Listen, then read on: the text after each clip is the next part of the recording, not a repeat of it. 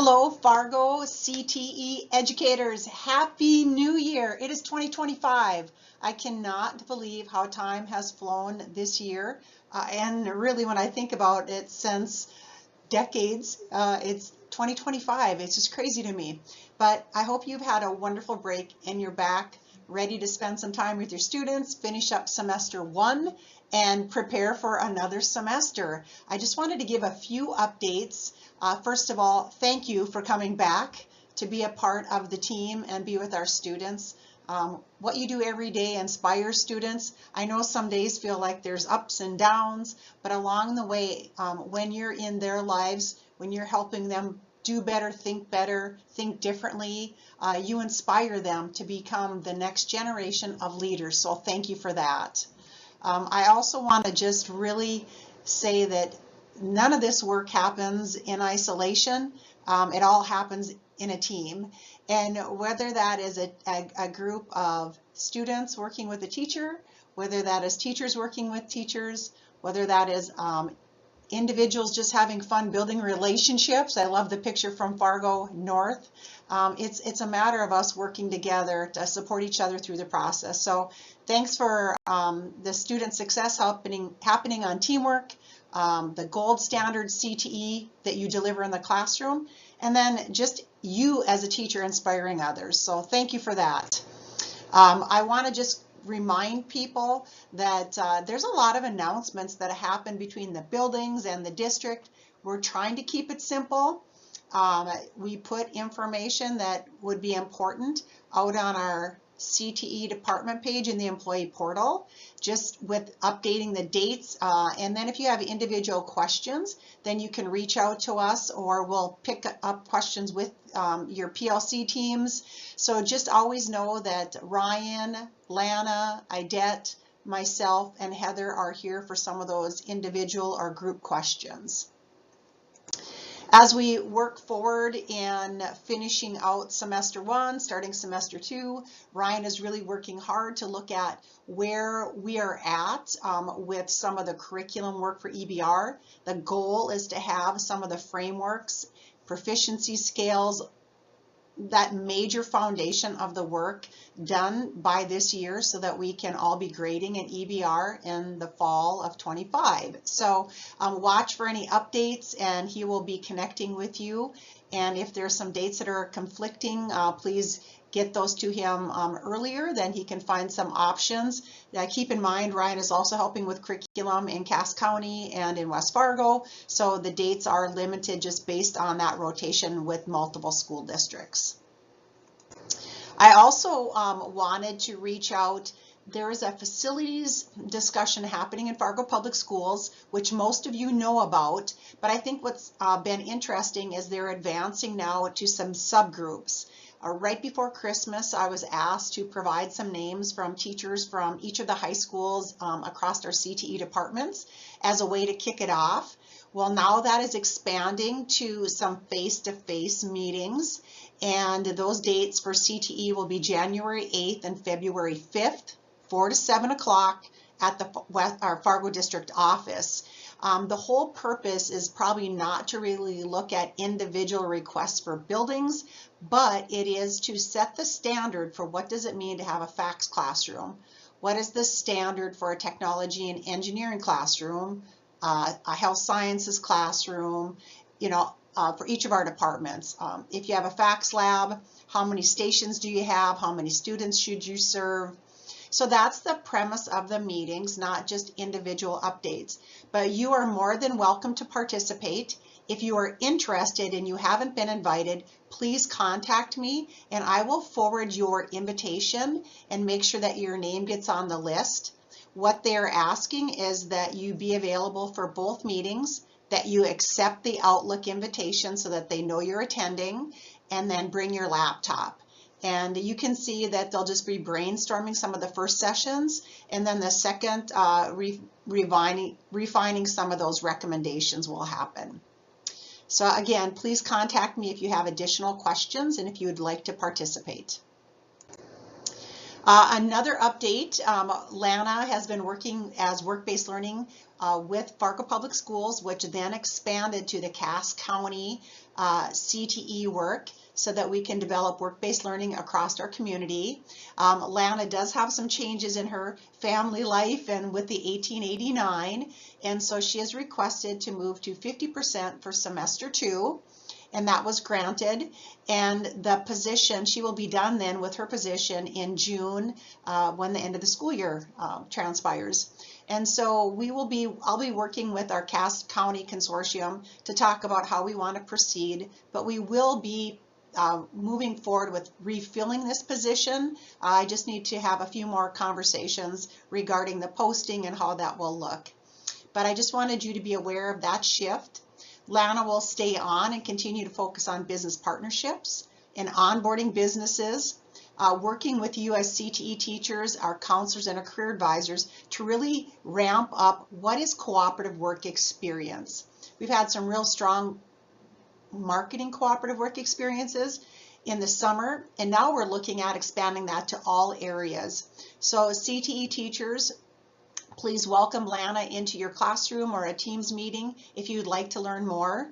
I would encourage you to recommend cooperative work experience to students that might have a job this summer that have completed 1 or more credits in your pathway.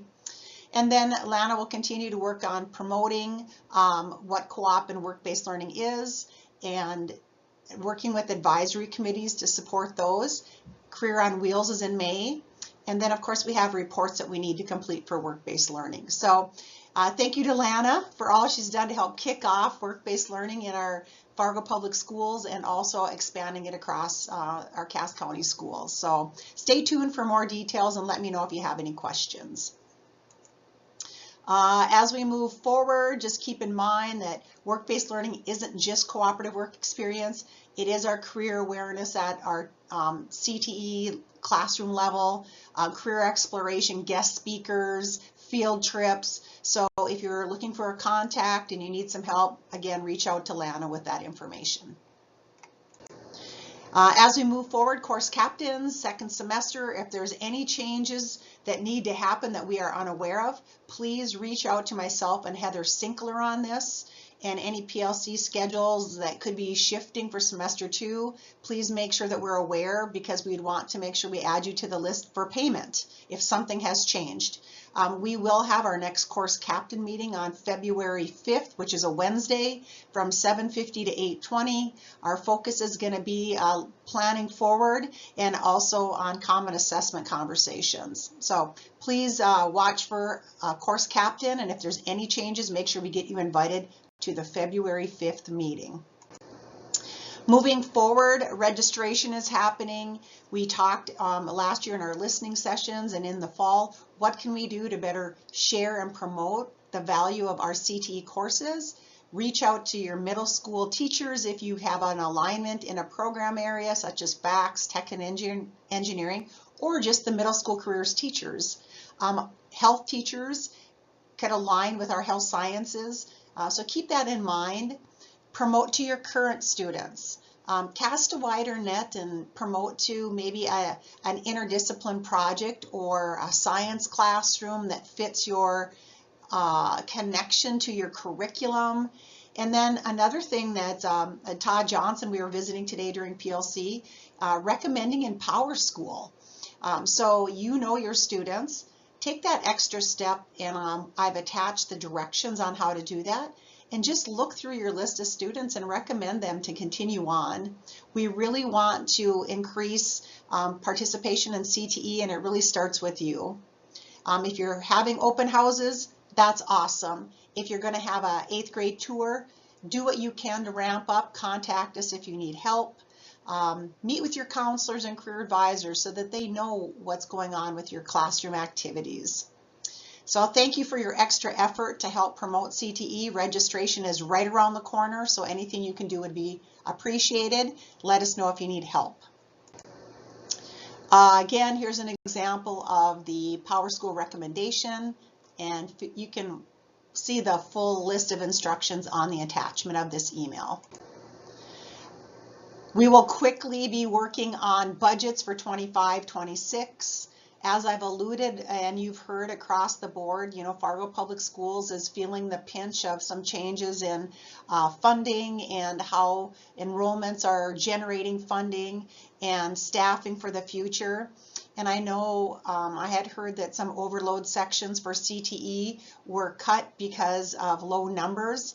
I do have to tell you that that is something that I wasn't really involved with, and so had I known maybe there was more specific cuts for career and technical education, I would have been visiting with you, but these really were made at the building level. So hopefully, I'm sorry for the impact it has had on some of you, maybe not being ready for it, and for me not really knowing it was coming either. I just apologize if that took you off guard.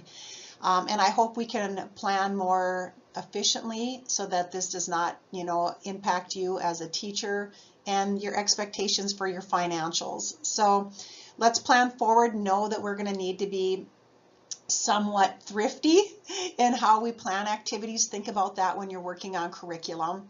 Watch for some future information on our requisitions for 25-26, the budget cycle directions, and the how-to video on what to plan for the upcoming school year. That'll be around as we start second semester. So I'll let everyone get settled and then we'll give you that information.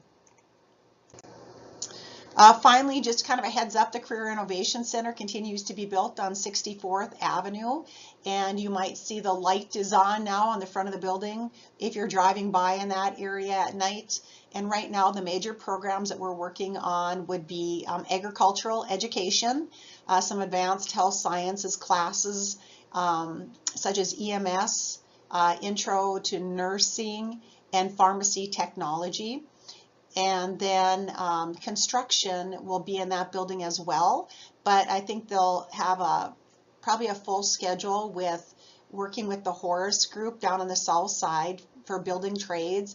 And then we will be looking at heavy equipment operations as a program in the area that has had some interest. So stay tuned for more information on the Career Innovation Center. Plan for your spring advisory committees. Thanks everyone for the extravaganza and getting your fall meeting minutes in and your committee forms into Lana. Great job. Plan your meetings. Make sure you send the dates to Lana, and then you'll return your spring meeting minutes to her as well. National Technical Honor Society, Heather Sinkler has taken over for this role, and she is planning forward. Right now we have the date and time tentatively scheduled for the end of March and early April, and it will be at the Wanzik Center this year. So stay tuned for details. And finally, yes, it's winter, but there's so much to enjoy. Just the beautiful scenery, the warm weather that we had over Christmas really made it nice. Take some time to enjoy, relax, and unwind, even though it is winter. And I wish you the very best. Thank you. Happy New Year, and stay tuned for more updates.